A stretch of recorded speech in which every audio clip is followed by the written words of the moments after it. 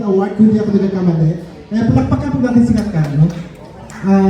Kaya nakakalungkot dahil kanina nag-usap mga kami ni Ate Melda Pati. Sabi ko, nakakalungkot Ate Mel kasi nakikita tayo kapag may patay. Ano pa ito? Bakit palagi na lang? January, February, March, April, May, June, May. In 5 months time, ang dami na namamatay sa showbiz. Kailangan ano ba to? Curse ba to? Kailangan na mahinto ito. Ano pa dapat gawin? Ano pa ang ritual ang dapat gawin? Yun ang tanong ko sa kanya. Diba, doon sa mga naniniwala na magbasag ng paso or something. Kasi hindi na basta-basta, hindi na mga starlet ito namamatay ngayon sa showbiz, guys. Mga icons, mga superstar. Diba? So, nakakalungkot talaga. Ito, for the first time in history, itong taon na ito, 2025, ang grabe ang mga yumao, mga artista. Napansin nyo ba yon? Pansin nyo, no? Grabe, no? So, kailangan matigil na ito para wala na pong susunod. Nakakalungkot lang. Anyway, si Balagtas tuloy, Freddy Aguilar, madalas kami sa kanyang bahay. Kami mga taga-film. Kasi every December, nangaroon din kami sa kanya. Oo. Ang unang bahay niya dati ay sa sa New Manila.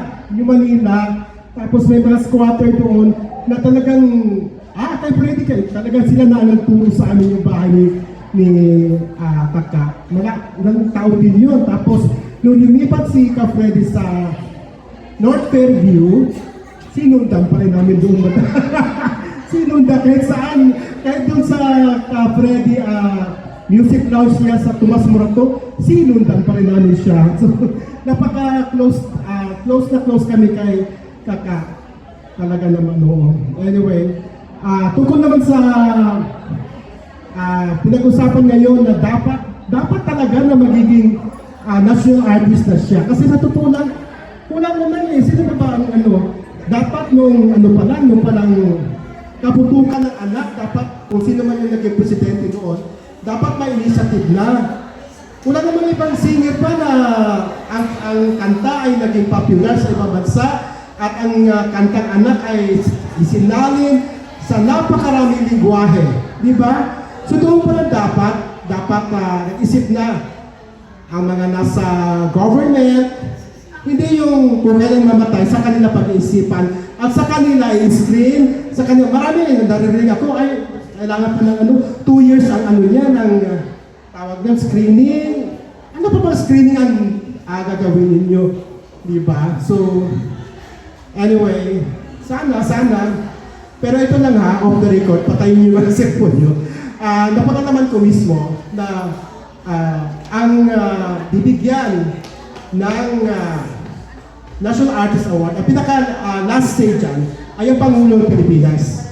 Tama ba ako? Kaya lang, alam naman natin si Freddy, mas close kay Digong. So yun ang tanong natin. Yun ang tanong natin kung ko lang. Anyway, yun lang guys, yun ang mga kay Kaka Freddy Aguilar. At na-miss ko, nakabanding ko siya sa kanyang bar. At kumakanta kami na, "Gusta ka, aking mahal." Lahat ng kanta ni Freddy Aguilar kinakanta ko. Thank you so much.